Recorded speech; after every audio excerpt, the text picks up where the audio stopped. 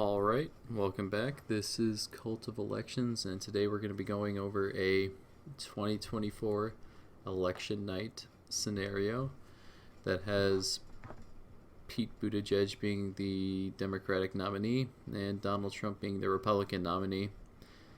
And like my last video that had Buttigieg going up against Mike Pence, I kind of thought that it would be a realistic scenario, but now that there's word that Trump might be having a rally the same time as Biden's inauguration, I'm starting to think that he's going to run again, and that means he will probably get the nomination for the Republican Party. Yeah, I've gone in detail about that before, but yeah, let's just go ahead and go through some obvious safe Democrat seats to start, as I always do. I'm going to throw Colorado into the mix since it's getting pretty safe, and this map will be somewhat similar to Joe Biden versus Trump, so I throw that into safe. However, as for New Mexico and Virginia, I throw them into the likely column, but very, very close to the safe column. Definitely there. Yeah, I just want to get those out of the way real fast. Yeah, and that should be all the safe seats aside from Maine's 1st congressional district. Alright.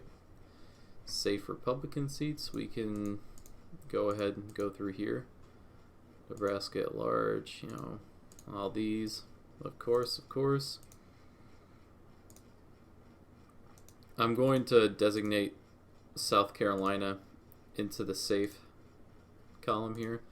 And the reason why I say that is because the South has a lot of religious type voters, and I mean, I really hate to say it, but some of them would not vote for a gay man. I'm not saying that's right. It's definitely not right, but it would definitely turn off a chunk of voters there. So, yeah, I'm sure there's plenty of independents in South Carolina that would think that way. But yeah, that's why I'm designating it in the safe column. However, for likely Montana, Alaska for Republicans here, since, Iowa and Ohio are pretty much Trump's territory now, I would designate him in the likely column too.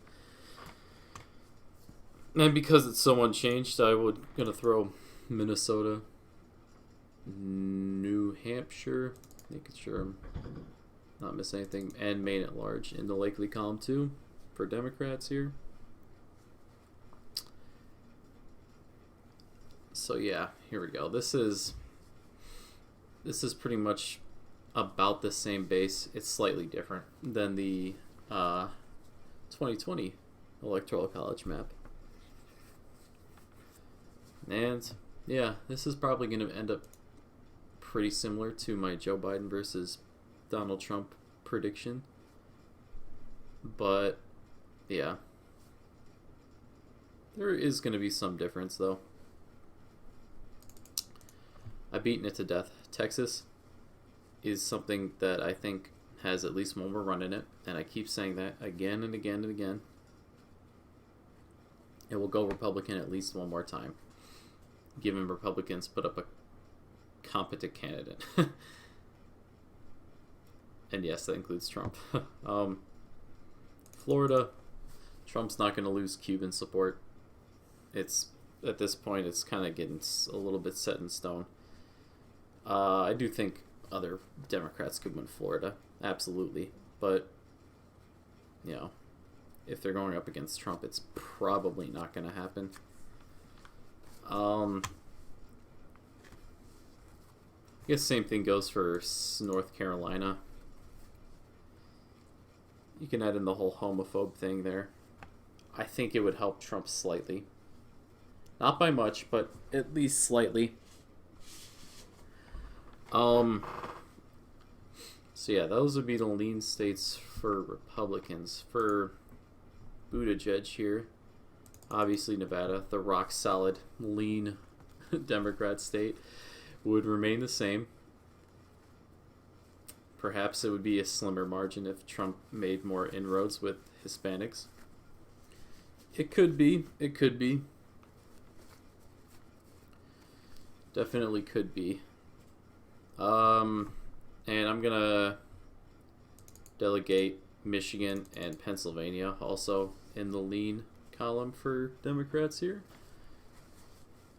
And I say that because, well, they didn't vote for Trump in 2020.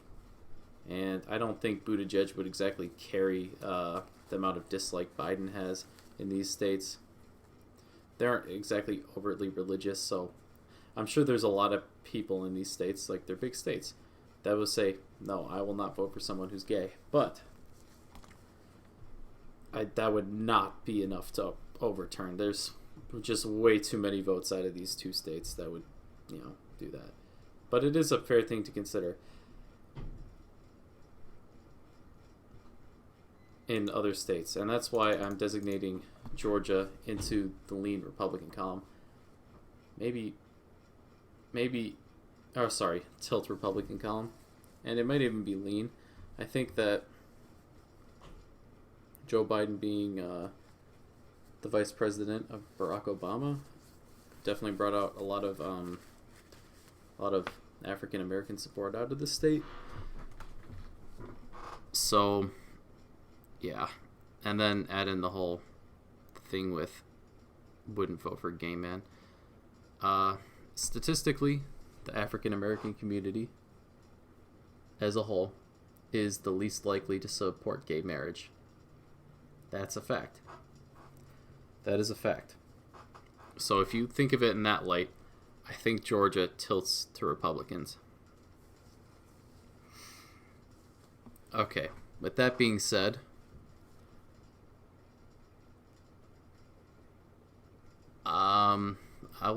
we can go through Nebraska's 2nd District and Maine's 2nd District. Nebraska's 2nd District tilts back to Trump.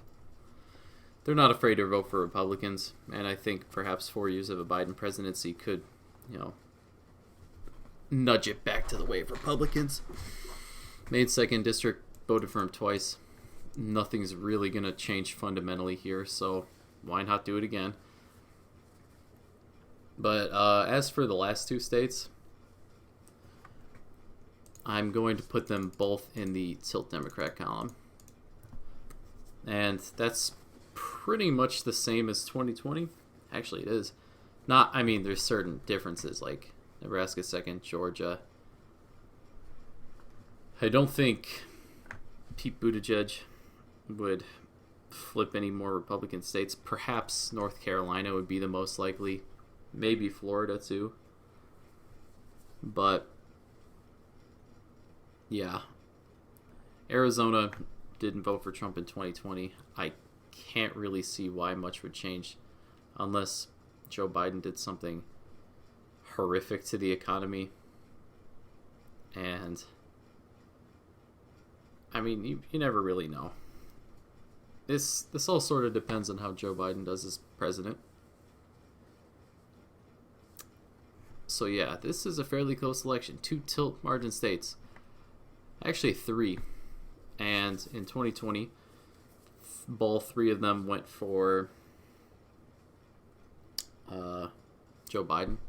However, in this scenario, I think one of them goes for Trump. However, Buttigieg is considered to be a more centrist Democrat, so as well as Biden. So I don't think the map would fundamentally change way too much. What do you think? Be sure to leave a comment down below. I will see you next time. Be sure to like the video and subscribe for more daily content. Also, click on one of the videos you see right now.